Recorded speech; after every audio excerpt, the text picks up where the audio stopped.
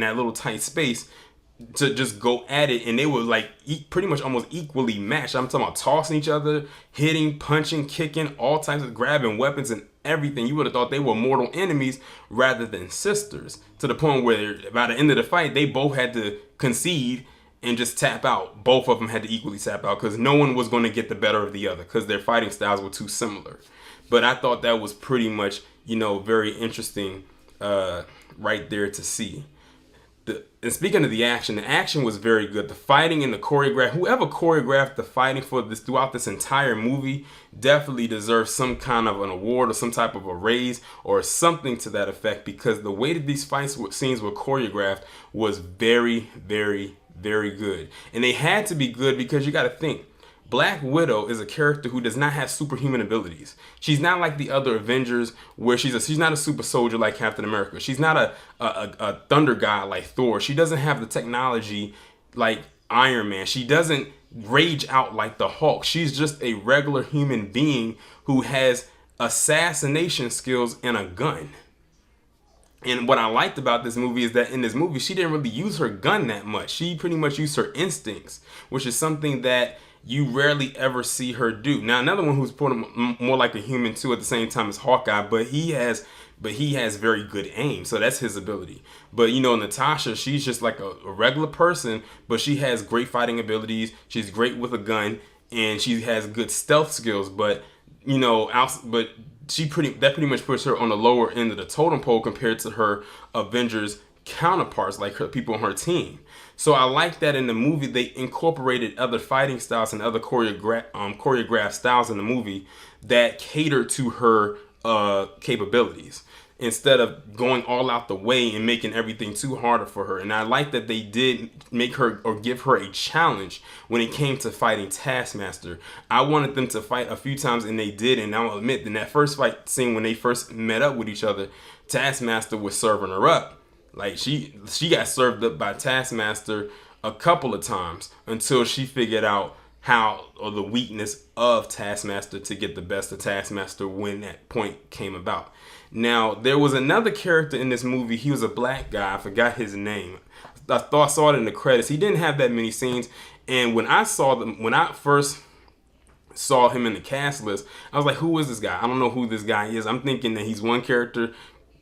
After watching this movie, turns out I was dead wrong. He was not the character who I thought he was. But basically, he was the friend to Natasha. He was basically helping her get information. He was almost like a tech guy and helping her, with things that she needed built or something like that. And the way that they were with each other in the movie, it almost seemed kind of awkward. It's almost like she kept him in the friend zone, but you can tell he wanted to be more than a friend to her. But she knew what the kind of life that she leads, and he probably knew what the kind of life that she lives. There was no way they were going to ever be a couple. It would just not work. So she kept him in the friend zone, but you could tell that he wanted to get out of that friend zone. But like I said, it was an awkward type of friendship relationship between these two characters. He didn't have that many scenes. I think he probably had like 3 or 4 scenes throughout the entire movie, to be quite honest with you. So, I mean, hey, you can put it on the resume. You was in a Marvel movie. You worked with Scarlett Johansson. It was Black Widow. Hey, hopefully, you get more work from this. That's not a bash at him at all, by the way. But I'm just saying, if you watch the movie, you'll see what I mean. But that was pretty much it. The end credit scene, I can definitely see where it's about to lead into. When I saw that, and I saw this person, and I saw what this person showed them. Well, first off, if you did not watch The Falcon and the Winter Soldier, I'm gonna need you to go and watch that, and then I'm gonna need you to go watch this. I'll say that.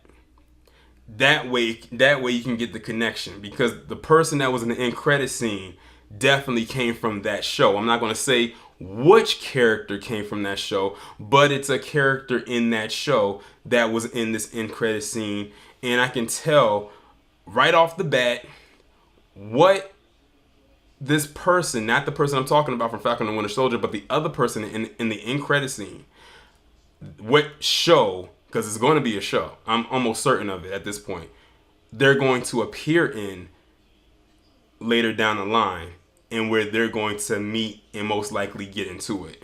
And I'm gonna just leave it at that. But it's a show that has not come on yet, but it's a show that is coming. I'm not even gonna say what show it is. If you, like I said, if you haven't watched it already, go watch Falcon and the Winter Soldier, then watch Black Widow, so the end credit scene will make sense to you, and then go from there. One of my issues that I did have with the movie, though, because this was one issue that I constantly kept seeing, and I'm sure there might be some others, but this one really stuck out to me the most, is the editing. I felt like some of them were jump cuts, like you would see someone getting onto a helicopter or some kind of flying device, and all of a sudden it's in the air. Like we didn't even see them get on the helicopter and get in the air. We just saw them running, but we didn't see them get on. So it was like it felt like some of the editing was kind of off a little bit. That was one of my major issues with it. I can tell it's going to be another issue that some people are going to have, and I'm gonna just throw it out there right now. Some people are going to say, "Oh, it was some misogynoir there because of one of the main villains and what he said about getting the girls and getting these women and all types of stuff." I can listen. I already know. I know it's coming because when I saw that, I said them feminists are probably going to come after that. I already know. And everything like that. And there's going to probably be some people that's going to be mad about some of the dialogue that the women were saying to Red Guardian in the movie. Because I'll admit, Red Guardian, they did in a way kind of make his character, like I said, a little bit too clowny, a little bit too doofy in a way. When, you know, it's okay when it's here and there, but it was sprinkled in a little too much. And I will admit that they did do that quite a bit with his character, at least with the Yelena character, when she had some lines and she said them and they, you know, they were hits as far as they make you laugh and everything like that. With his, it was some that, you know, that were hit, but then there were some of them that were kind of okay, like in a corny kind of way. When it comes to comedy, you insert comedy into a movie like this, it has to flow. Because if not, then people are going to be taken out of what the movie is, and then it's going to insert it into their brain of what the movie is not. And this movie is not a comedy. Don't get me wrong, it doesn't hit you over the head with too much comedy and everything like that, but it has, with the Red Guardian character, you know, he's a super soldier. He's the only super soldier in Russia, and probably I think he said the only one to survive. Like, lean on that just a little bit, not too heavy, but lean on that, but don't make him too much of a goofy character at the same time. Now, I don't know how his character is in the comic, but it's just that in this movie, it was sometimes he was a little too jokey. They could have scaled back a little bit on some of the jokes that he was delivering. But, you know, other than that, you know, the movie, in my opinion, was still good. Some people had some issues with it. I didn't have too many issues with it. I gave you my issues right here at the end of the review. But I really did enjoy it. Everything, the action was good. I think this was a good send-off for the Black Widow character, as far as we know, as well with Natasha Romanoff's character. I think this was a good send-off for her. Still believe she should have got her movie way before we knew what happened to her in Endgame and way before Captain Marvel. Because let's be real here, her character, in my opinion, is way more important. But, you know, at least we still got a movie out of her. Like I said, it was a good send-off for her character because as far as we know, unless she gets brought back some kind of way, this will probably be the last time we will see Natasha Romanoff in anything dealing with the MCU. Her character is pretty much done at this point because we know what happened to her in Endgame. There probably is going to still be some references to her, mainly through other outlets, maybe sprinkled throughout the rest of the phases or rest of the phase. But as far as like seeing her and her having a presence, that's pretty much done. And you know, it is what it is.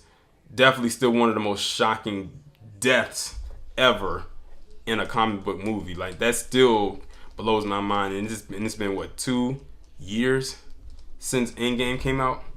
But yeah, this is my review for Black Widow. Y'all let me know what y'all think down in the comments. Is this a movie y'all want to see or, you know, or not see? And by the way, it is on that Disney Plus Premier Access. I don't know many people who actually paid $30 for it. I didn't. I have Disney Plus and I didn't. I just went ahead and went to go see it, and it was, in my theater, it was pretty packed, by the way. It was quite a lot of people in there, and we pretty much all enjoyed it. But, you know, Marvel is back. The MCU is back. So, you know, hey, there you go. But y'all let me know what y'all think, and I will talk to you in the next one.